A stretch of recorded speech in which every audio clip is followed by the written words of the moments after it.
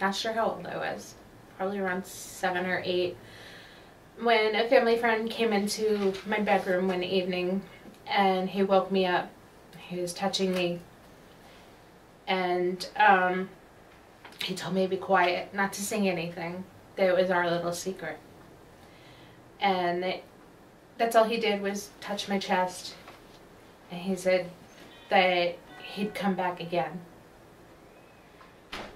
And he left my room.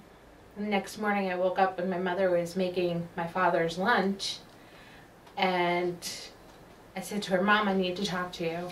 And she says to me, "Why? What's wrong?" She says, "You're up awfully early." I said, "Well, Potsy came into my room and he was touching me."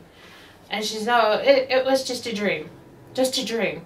She says, "Just go back to bed and forget about it. You're just dreaming."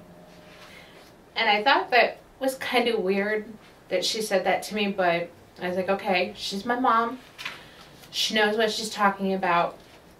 My parents are here to protect me. So I went back to bed, and the next night he came back in my room again. He started out touching my chest, and then he moved his hands lower, and I told him to stop.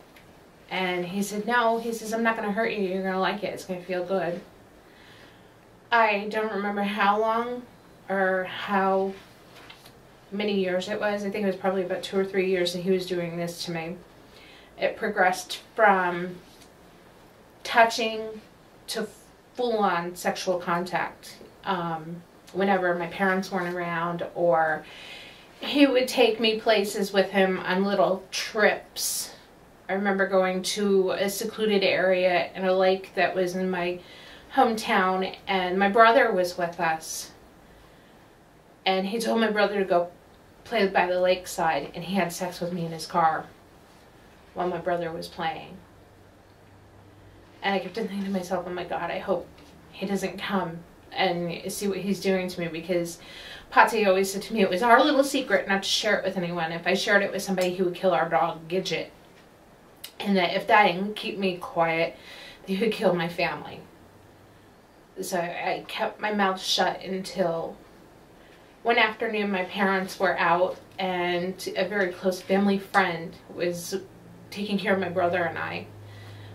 He was outside working on his car, and Patsy and I were in the living room watching TV, and he had me on his lap and he was having sex with me. My uncle walked into the room and he stopped in his steps and he looked at us and he's like, "What's going on here?" And Patsy said, "Nothing." And my uncle said to me, "Anna, get off his lap. There's plenty of place to sit." And Patsy's like, "No, she's fine, she's fine." So I got off his lap because I knew my Uncle Bill would protect me. And he saw that Patsy's pants were unzipped and that his penis was out and that it was stiff.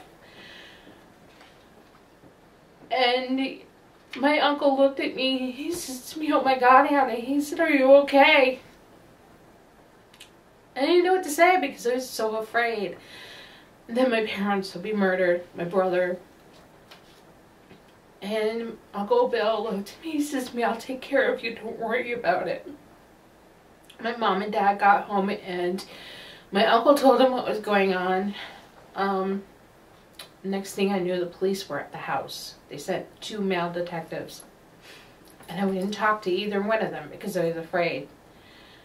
So then they sent a female detective, and I remember she had long blonde hair and the bluest eyes and the softest voice, and she came in my room and she says to me, "It's okay, it's over." She says, "You don't have to worry about it anymore. Nothing bad's going to happen to you anymore. Your family's going to be fine." So I gave my statement to her, and they took me to the police barracks. And I gave my statement there also. But my mother wasn't in the room with me. She said she couldn't handle it. So she sent my aunt in with me, which I didn't understand, but that's what she did at the time. I gave my statement to the police, and after that, I have no recollection as to what happened. I was told that he was sent to prison. He was sentenced to 1 year with 6 months probation. He served 6 months in jail. He got out, and a few months later, he molested another child. I don't know where he is now. I don't want to know where he is now. I've forgiven him. And I forgave my cousin too, who also sexually abused me later on. That's the best thing that I can say, is to forgive, because by forgiving, you're gonna release the power that they have over you, and you're gonna take it back like I did. I had lots of help, and I encourage any person that has been abused, please speak up. You're not alone. There are other people out there like you. There are other people out there that are willing to help you and support you through your healing process.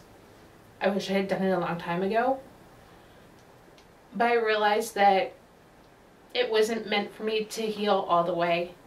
Until now, I'm a stronger woman, and I'm doing this to get my story out, to help other people like me, not only females, but the males out there too. And for my daughters, my husband, because they are a great encouragement and great givers of support.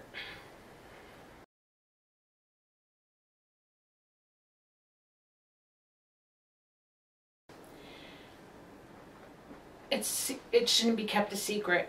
Don't treat the victims like they're disgusting, they're damaged, that it was their fault, because it wasn't their fault. It was the person that was the perpetrator's fault.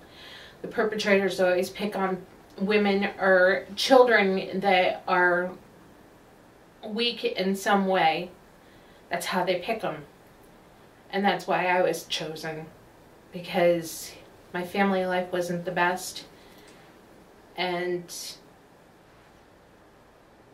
my perpetrators knew that I would keep my mouth shut. So if someone comes to you, please listen to them with an open mind and an open heart and help them, because they need it. They need all the support that they can get.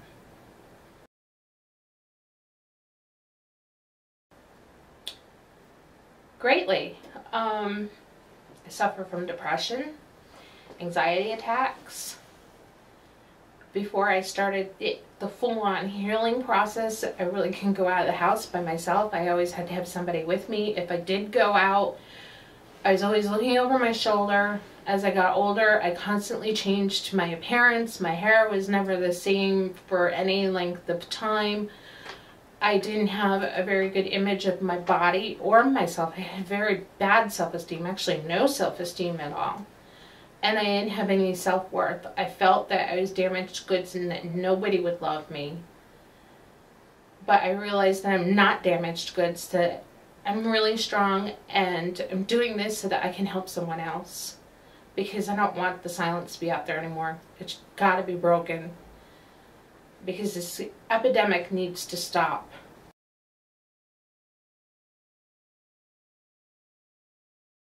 Be strong. Don't beat yourself. It's not your fault. And don't stay silent. Go to whoever, no matter how many people it takes to listen to you. There is always someone out there that will listen. And be kind to yourself. My name is Anna. I am a survivor.